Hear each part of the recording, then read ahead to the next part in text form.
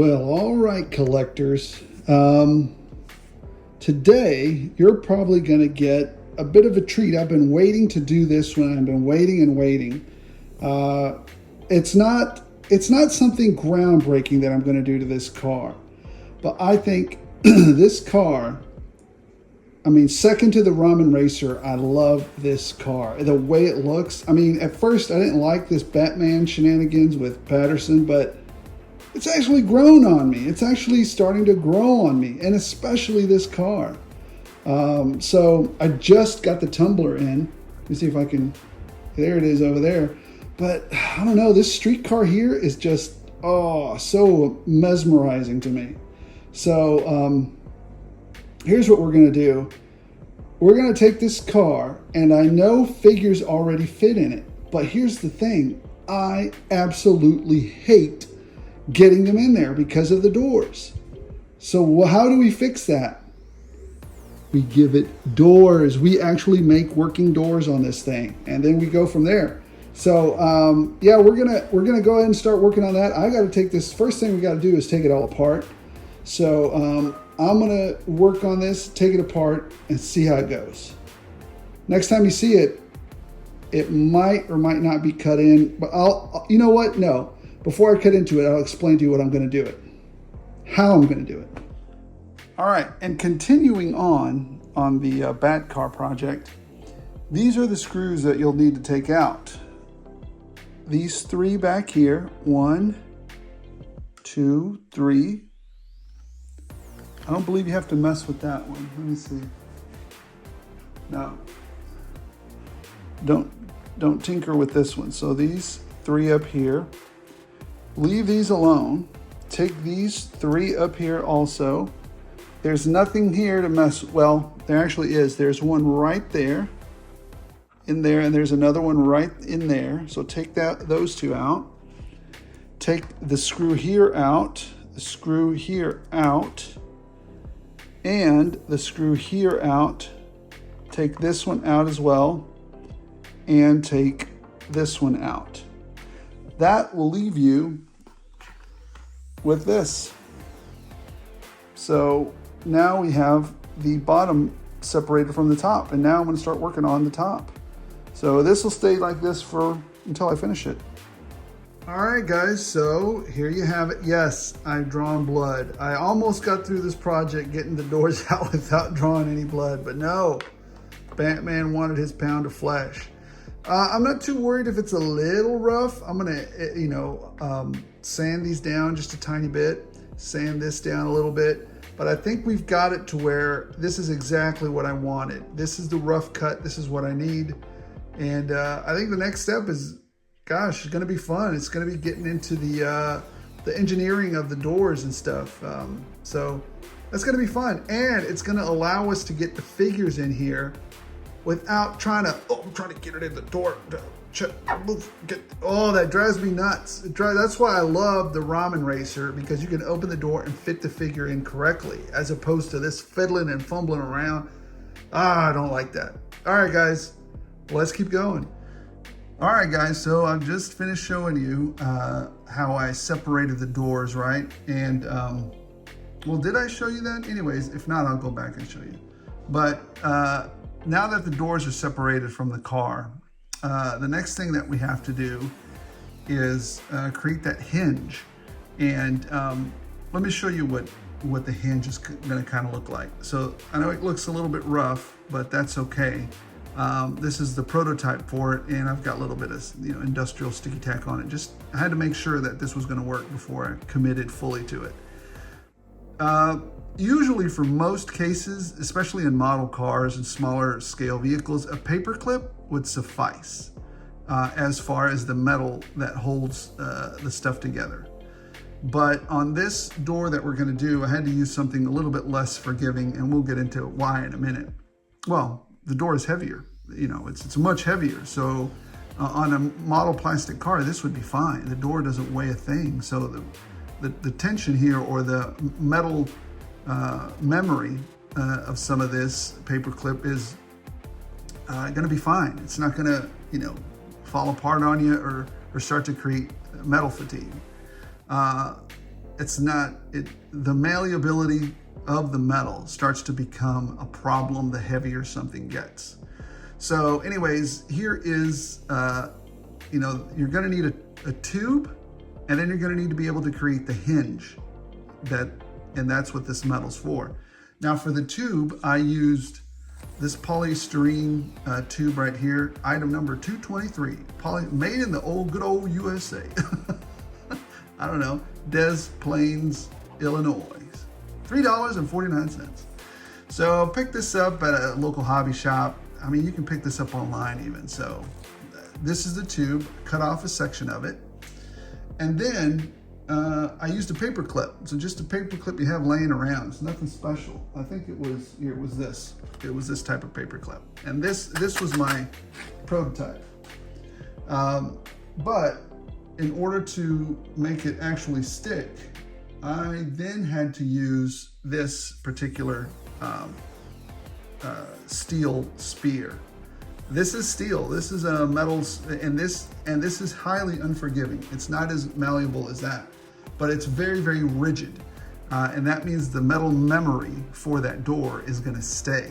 So essentially, what's going to happen, and hopefully you can envision this, is you're going to have the door here, and don't worry about this. We're gonna paint that up, and it's gonna look fine. This is not what this part of the video is about. The doors have been cut out. We're gonna probably paint this up a little bit just to match the rest of the car, and it's gonna be fine. That's not the point of this part right now. The point of it is to show you that this is gonna hinge right here. I don't think I'm just gonna glue it with super glue. I think that might be not enough. But anyways, we are going to put the hinge right around here somewhere. And then we're going to put the inside portion on the inside of the car there. Now, when you open the door, you're going to that's why we're doing this dip in the hinge, because it's going to need to come, and that's closing it. So you open it and then you close it. So you're going to have that this area here so that the door can dip in when you're opening the door, and then it could slide back out when you've closed it. So that's the entire point of this hinge. So I hope you understood that. And now here's going to be the final piece right here. And I've already gone ahead and marked out. It's about 3/8 of the dip in that is about 3/8 in. So I've already gone ahead and marked that. And then we're going to go ahead and make the bends that we need. Metalworking bends. Yes, you have to do metalworking and some customizing in order to make that work. So, and this stuff is, it's tough to work with, but yeah, let's, next time you see it, this will be bent out and hopefully attached to this door. Now, what we're probably going to use to attach to this door is, I don't think I'm going to use glue. Like I said, I'm going to use probably some green stuff to attach it to this door, form it, shape it on the outside of this tube, and then some green stuff to maybe attach this as well, just to make sure it doesn't come off and it sticks. And then we might even bond that green stuff to the door as well, so we have a much tighter connection. All right, guys, see you in a bit. All right, guys, so this is another unknown that I've encountered with this project. I've put doors on model cars before on a much smaller scale, but when you scale things up, you tend to hit different things that you weren't thinking of before. Number one, on smaller scale cars, like I said, malleability of the metal is not such a big deal because it weighs next to nothing. But on this particular project, look at this. You see that? You see how wiggly it is? These doors provided some structural integrity for this car, but now they're gone. It's not a big deal once it's hinged back on or screwed back onto the chassis of the vehicle, because then the vehicle, this structure will then stabilize because it will transfer that stability onto the screws. So the screws will then take on the structural stability for this missing piece right here. Not a big deal. But when it's out, it's doing this. The problem with having something to be this wobbly is that when you go to attach the door, when you go to attach this door, usually what you do on some of these cars is you put tape here and here so that you can perfectly align and then set the hinge into it, glue the hinge or set the hinge into it so that the door then perfectly opens and perfectly closes. We're not gonna have that here. So I might have to actually, now that I've taken this off, I might have to bolt this back onto the vehicle and actually tape this back on to see where exactly I want it, and then start building this up with green stuff. I did not expect that level of, I did not expect that problem here. So yeah, that's something that we're gonna have to do. And yeah, so remember, in order to make sure that this lines up, because otherwise, if you put it on here, just kind of guess at it, you know, when you bolt it back onto the car frame, it's gonna be off, right? It's not gonna close correctly. Some pieces are gonna hit. It's just gonna be off. And you know, that's not what I'm aiming for. I'm aiming for a little bit more, for lack of a better word, professionalism on this particular project, because I really like this car. So anyways, guys, let's, you know, I'm gonna have to tape it up. Next time you see it's probably gonna be all taped up, and I'm gonna be working on putting the things on it. So, all right, so I've had to put it back together. I'm gonna take the doors, put them on, tape them on there, and then gently try to lift this back up without messing the position of the doors too much. I mean, it's that, or either keep fiddling with it once you put it on because the doors aren't shut correctly, or you got a giant gap here, a little gap here, it's not fitting here. This is the best fit for it. So here we go. So there it is for now. I fitted it back on, put the tape on while everything was put together, and now the doors align perfectly with how this is gonna sit on the body. So for now, the tape is providing the stability and the, you know, setup for the doors. So when we put the hinges on, it'll be perfect alignment at that point. So, all right, nothing to do now but to start putting those hinges on, start working on with some green stuff, putty, and just the magnets that are gonna go in there. Oh yeah, there's magnets to hold the door closed. So, all right, guys, keep working on it. All right, guys, so finally put back together. It's kind of rough because I haven't painted up or sanded up a lot of the stuff that, you know, we've been tinkering with, but I'm going to show you the mechanism and how it ended up. Open the door, and there you have it. Close the door.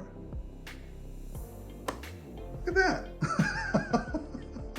Now, Batman and Robin can get in and out of the Bat car.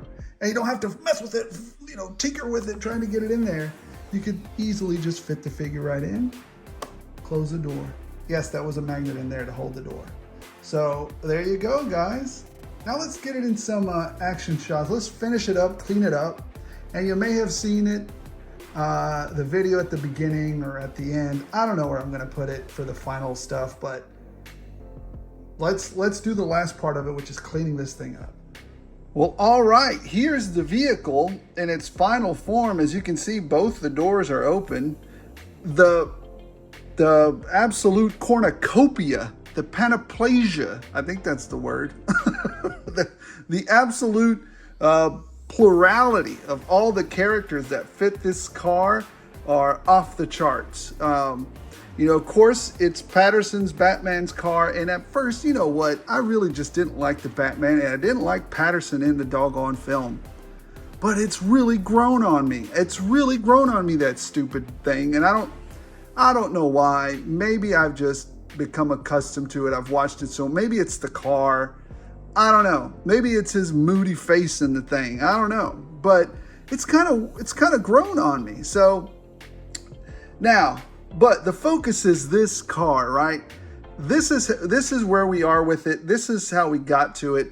Let's take a look at it. I mean, from Ghost Rider to, I mean, all kinds of figures. This car can be, I mean, with a little bit of a touch-up, you can even make it a Dreadnought car. You could put G.I. Joes in this thing. so many things that you can do with this car. And the reason I bought an extra one is because I told you, I don't know, maybe once I show this to y'all, instead of paying $550 to $700 for the Ramen Racer or waiting for Ace and Ramen Toys to put out another one, y'all go start buying this thing up. And that's why I bought an extra one, because I don't want to fight anybody on the secondary market to do this. So again, this is my first shot at it. This is my prototype. At this scale, things are very different.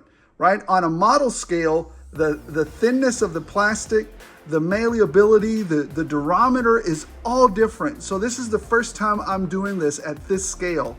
It is very different.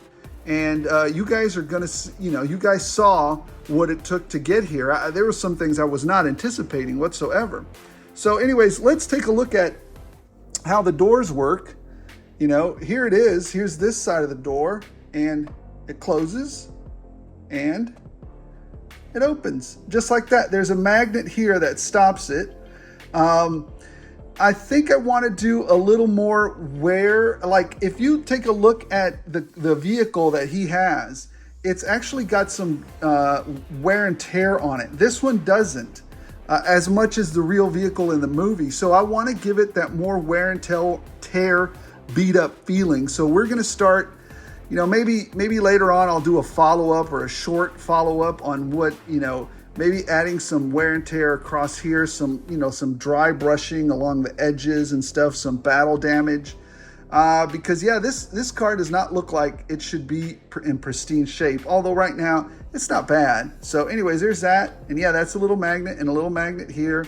And then you have the mechanism that you saw me build in there. It's, I just painted it, but you can't really see it. So there it is. And then here's the driver's side.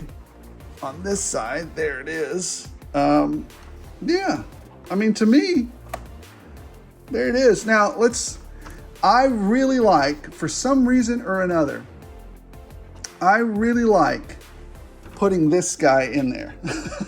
I don't know why. But I really like that. Oh, and look, now I don't have to. Oh, he fits so smoothly. I can just slide him into the seat. He's actually, pretty big in there. But anyway, slide him right into that seat. Look how nice that is, y'all. You don't have to fight with it. You just a little bit of elbow grease and you got it worked out. I'll tell you what, who else can we put in there? You know what? Let's grab a Marvel Legends real quick and put him in there. Let's grab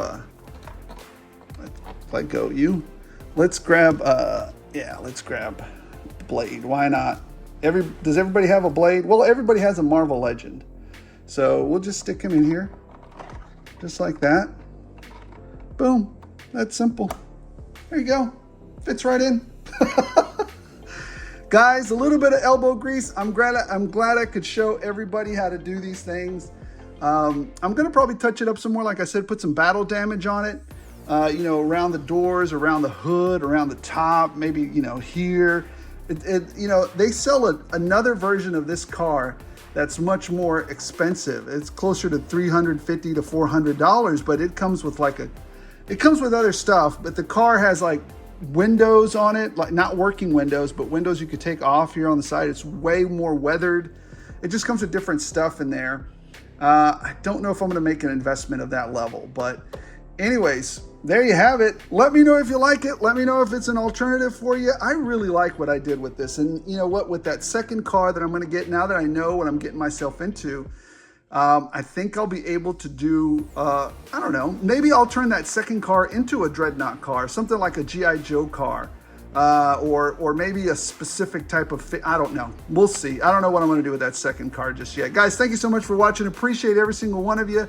Don't forget, this weekend I'll announce what we're going to give away for free, which one of the 3 things that we're going to give away. It's exciting. I'm glad everybody stuck around for me. This is what's been consuming my time, and I really had a great time putting this together. I know it's a silly little thing, but really that's what this hobby's about. Doing some of the things that bring us joy, right? So guys, thank you so much for watching. Appreciate every single one of you. Don't forget to like, don't forget to subscribe if I inspired you, if I've made you laugh, if if you're enjoying the content. We hope to bring you some, not we, it's just me. I hope to bring you some more in the future. So thank you so much for watching, and don't forget to like, don't forget to subscribe. Hey, if you're doing this hobby and you got a frown on your face, you're doing it wrong. As long as you guys keep watching, I'll keep rolling it out.